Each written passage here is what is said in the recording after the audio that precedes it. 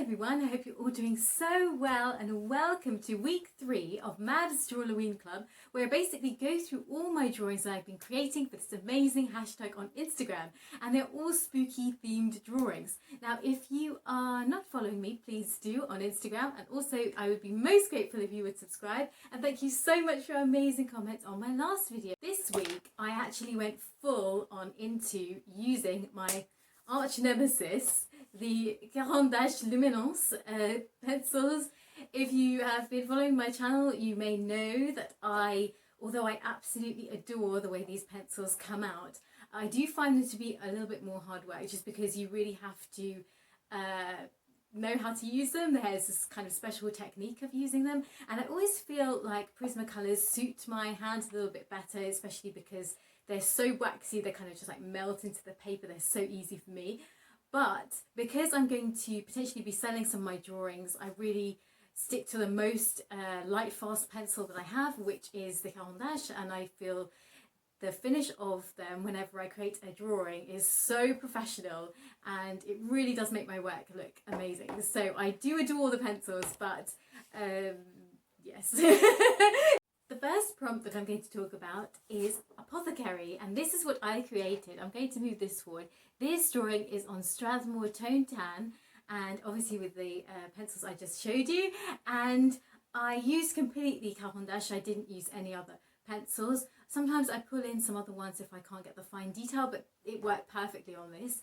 I don't always use toned paper, and actually I kind of don't particularly love it for my style, but I have so much of it that I figured I should really try and use it. I do, whenever I see other people's drawings with toned paper, I'm always like, wow, they're so amazing. And then when I do mine, I'm always like, oh, why does it look so dull? I don't know why, but I just can't quite get the handle of the toned surface, and I do really like the way they come across in photography, but I think I'm just useless as it. So I did switch papers after this drawing. And so this was all about this frog that I drew, who owned an apothecary, and he was always creating potions that would suit his clients. And I always think that it would be so wonderful to have a potion that could make you be different in some way, even if it was just short lasting. So he has like short lasting potions and long lasting potions, and I thought about things that people might wish for to come in and pay like a high price for something perhaps. And so some of them were kind of made into juices, because juicing is a thing, isn't it, these days? So I thought it would be nice if they were juices as opposed to like weird looking potions. So I came up with one that was a small juice. No, smart. I can't even read my own handwriting. This was actually supposed to be smart, although it's like smur, and so it does obviously look like small because it's next to tall, but actually it was smart. So obviously a juice to make somebody more intelligent. Then we had a tall juice and a handsome juice, so and also a beautiful juice as well. And then one that he has kind of been working on. So whilst this frog, you know, gives into the demands of his clients for many years, he himself wants to turn into a prince, because he's read all the stories about a frog prince, and he's like, I would love to, you know, be a prince, get out of this shop and marry a princess and all of that stuff. So he finally comes up with the magical potion, and he takes it, but he has to wait to be kissed, and it's the one thing that he doesn't factor in, and unfortunately he never ends up being kissed. It's very sad. Maybe I'll change the story if I do it again, if I, you know, expand this into an oil painting or something, that perhaps eventually he ends up getting kissed. And I sort of had this idea also that there was a princess in the town who was, you know, looking for a prince, but the frog doesn't like her. She's like sort of not to his standards. So she'd keep coming in the shop, and he'd be fearful of, you know, her finding out that he's taken this potion. So the next prompt is fur, and here we have a rather furry, hairy caterpillar. The title of this drawing was the cursed furry caterpillar, which is quite funny. And as you can see, I changed paper, so I started to use this Strasbourg drawing paper.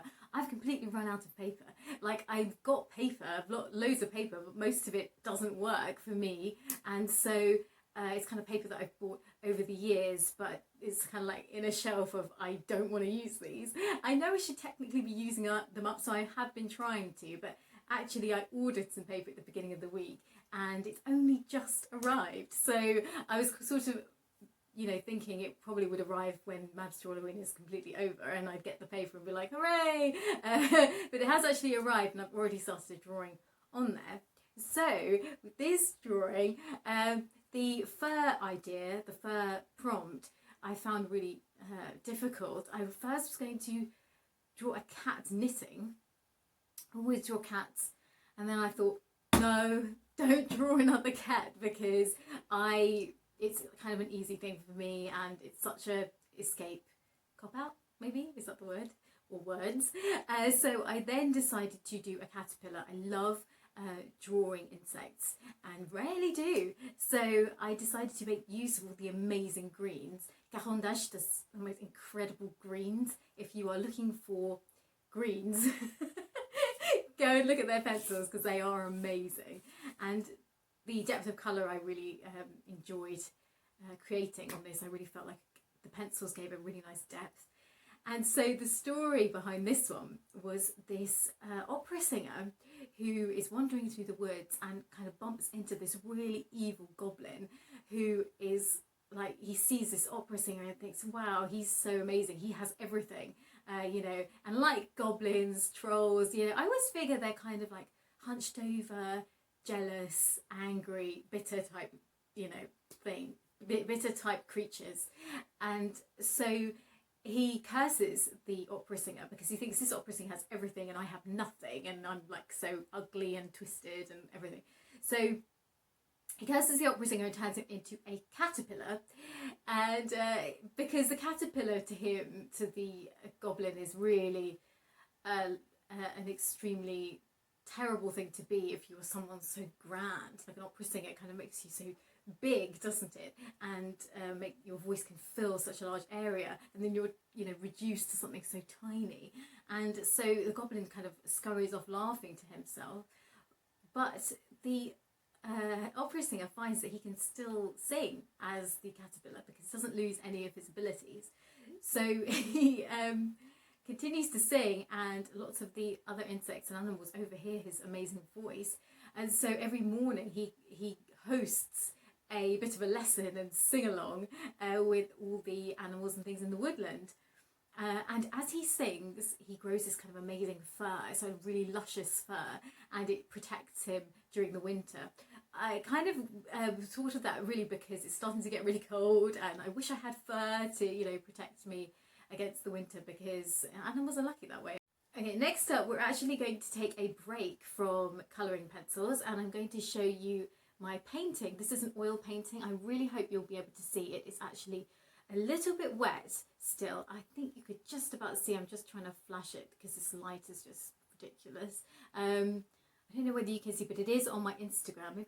There we go, if I move around the other side. So this was so much fun to create, and I'm really happy with the result because I was actually a little bit worried that it wouldn't turn out how I wanted to, but I really enjoyed this. For this piece was yokai, and my chosen one was Yuki-onna, and I was so excited because any Japanese tales and legends and movies, anything like that, I find amazing. I find so interesting. And one of the best things is with all of those different avenues of expression, they always have not only a really intellectual, clever story behind them, but they also have a really brilliant twist of humour. Even things like Japanese horror films, which are supposed to be, you know, really terrifying, I still feel like they've got a little bit of a moral and some humour, even if they're kind of really dark. So I really like that element. And I was really excited to create this because I got to look into all the different legends. And my idea was of this snow queen And she's supposed to have, so it's supposed to be really beautiful and have blue lips. So I thought that was really cool. And she sort of haunts snowy areas, I believe. And when she looks at someone, they freeze. And that's just an amazing power to have, in my opinion. And so she really wreaks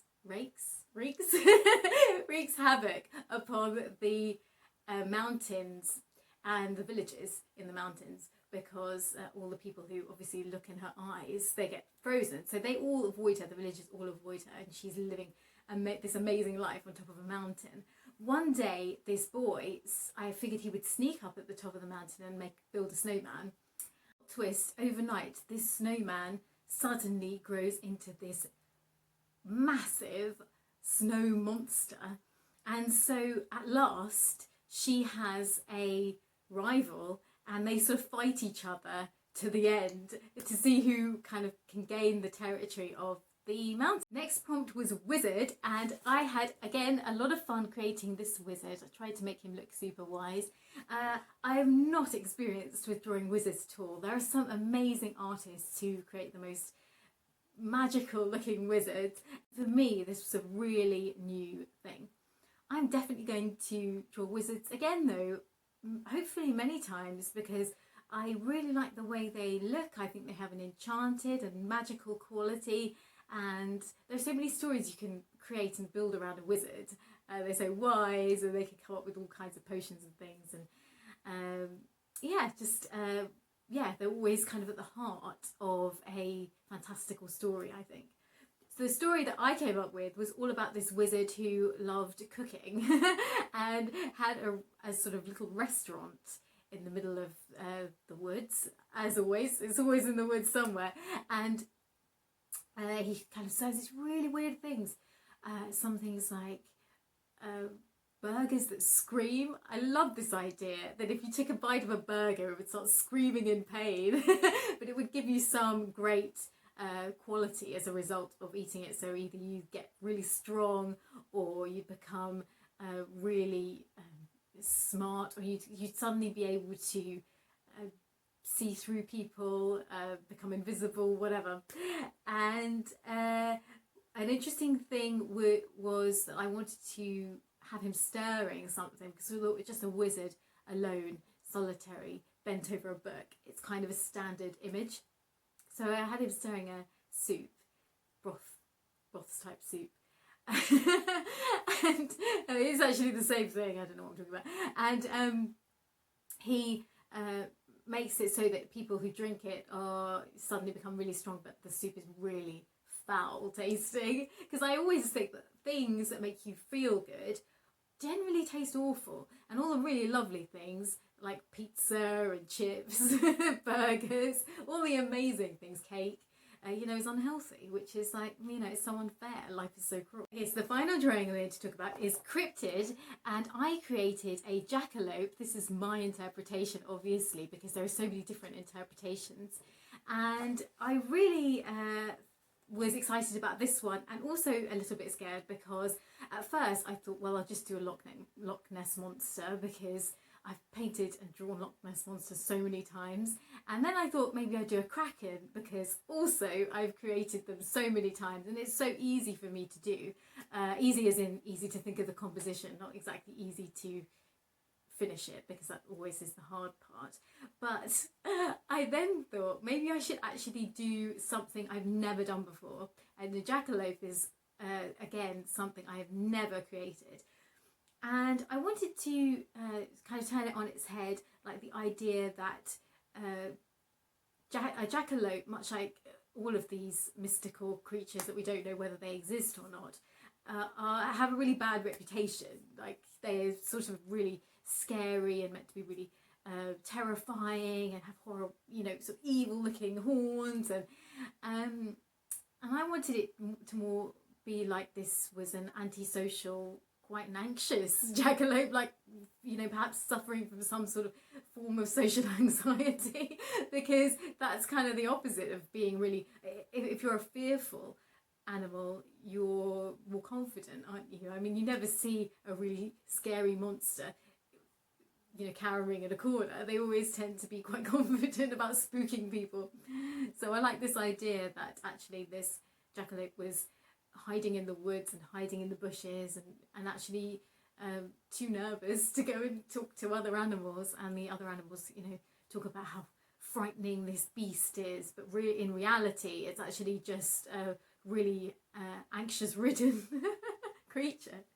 Thank you so much for watching my little video about my drawings this week. Next week will be the last week. It's going to be very sad, but also completely burnt out. I'm feeling pretty tired now because I've been creating drawings every day, which is intense to say the least.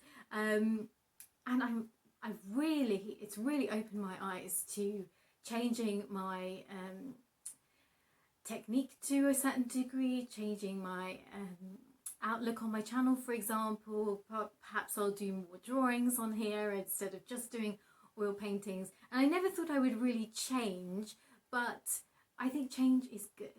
I think that always doing one medium, particularly for myself, I don't think it necessarily affects other people, but for me, I think it was starting to get a little bit too much, just doing painting all the time. Even though it is still my preferred medium, I have enjoyed drawing to another level, and I've actually realised that I, you know, shouldn't let this skill die, because it's so important to be able to draw, and it's so easy, at least in my case, to abandon it all.